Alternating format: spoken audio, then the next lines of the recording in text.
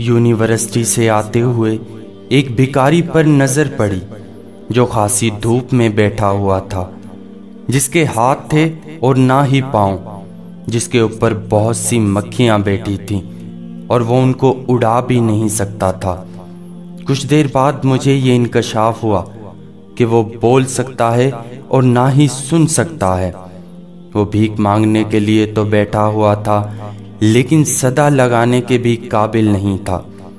میں مسلسل اس کو دیکھتا اور یہ سوچتا رہا کہ اس بھکاری کی جگہ میں بھی ہو سکتا تھا، پھر اس کی جگہ میں کیوں نہیں؟ میں نے تو کبھی کوئی ایسا کام نہیں کیا جس کی وجہ سے میں اس حال میں نہیں۔ آخر میں کیوں نہیں اس کی جگہ پر؟ مجھے کیوں اللہ نے ویسا نہیں بنایا؟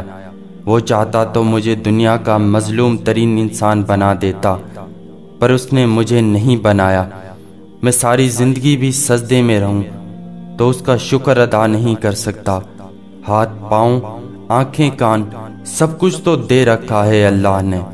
وہ چاہتا تو مجھے بھی دنیا میں محروم کر دیتا، لیکن مجھے تو اللہ مسلسل عطا کیے جا رہا ہے، عطا پر عطا، مسلسل مہربان۔ میری نافرمانی اور کوتاہیوں کے باوجود مجھے دیتا ہی چلا جا رہا ہے میرا اللہ۔ اس سارے رحم و کرم کے بعد میں اس کا شکر ادا کیوں نہ کروں؟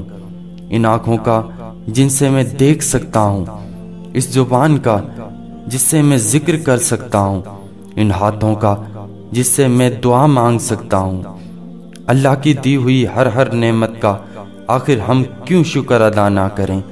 اور شکر کا سب سے احسن طریقہ یہ ہے کہ ہم ابھی سے، آج سے ہی اللہ کی اطاعت اور حضور صلی اللہ علیہ وآلہ وسلم کی غلامی کا عہد کر لیں۔